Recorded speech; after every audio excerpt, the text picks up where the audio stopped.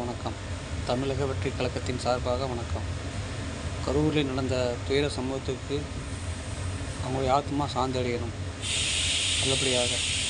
இந்த முழு காரணம் தமிழ்நாடு அரசு கவர்மெண்ட்டு ஐயா ஸ்டாலின் அவர்கள் தான். சரியான இடத்துக்கு கொடுத்துருக்கணும், எல்லாம் பாதுகாப்பு அதிகப்படுத்திருக்கணும். ஒரு நடிகருக்கு எவ்வளோ கூட்டம் சேரும் உங்களுக்கு தெரியாதா? நீங்கள் சினிமான்னு சொல்லி நீங்களே சொல்கிறீங்களே, அப்போ அந்த கூட்டத்துக்கு எவ்வளோ கூட்டம் வரும்? சினிமாக்காரங்களை பார்க்க எவ்வளோ கூட்டம் வரும்? அப்போ ஸ்டார்டிங்லேருந்து சொல்லிகிட்டே இருக்கிறோம். ஒரு நடிகர் வெளியே பிரச்சாரத்துக்கு வந்தாருன்னா அதுக்கு மக்கள் கூட்டம் அதிகமாக இருக்கும். அதுக்கு தகுந்த பாதுகாப்பு கொடுக்கணும். நீங்கள் பாதுகாப்பு கொடுத்தீங்களா? இப்போ யார் பொறுப்பு? சொல்லுங்கள். நீங்கள் முதலமைச்சர் இருக்கிறது 6 மாதத்தில் இந்த இந்த இந்த இந்த பிரச்சனைலாம் தேவையா உங்களுக்கு? 6 மாத காலத்தில் என்ன செய்யணும்? மக்களுக்கு என்ன செய்யணும்? அவுட்ரு போட்டு நம்மளை மீறி ஒருத்தன் வந்துடுவான், அவனை வரக்கூடாது அப்படி செஞ்சிங்கன்னா அது உங்களுடைய அரசியல் பயம். உங்களுடைய கட்சியை நீங்களே கெடுத்துக்கிறீங்க.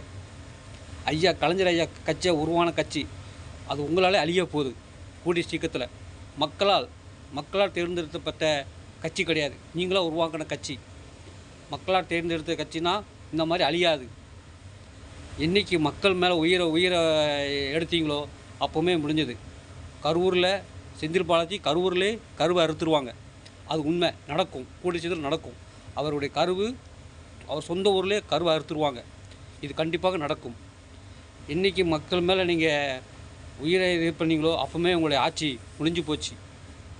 இனிமேல் இந்த அரசுக்கு, இந்த டிஎம்கே ஆட்சி தேவையில்லை. ஸ்டெர்லைட்டில் ஒரு உயிர் போச்சு,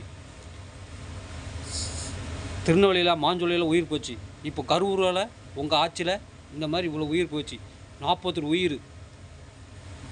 உயிர் போச்சு. அதுக்கு முழு காரணமே இந்த அரசு தான் காரணம். உங்களுடைய சுயநலம் தான் காரணம். இந்த முதலமைச்சர் ஆகாது, நம்மளுக்கு வேண்டாத முதலமைச்சர். மக்கள் கொள்கிற முதலமைச்சர் தேவையில்லை.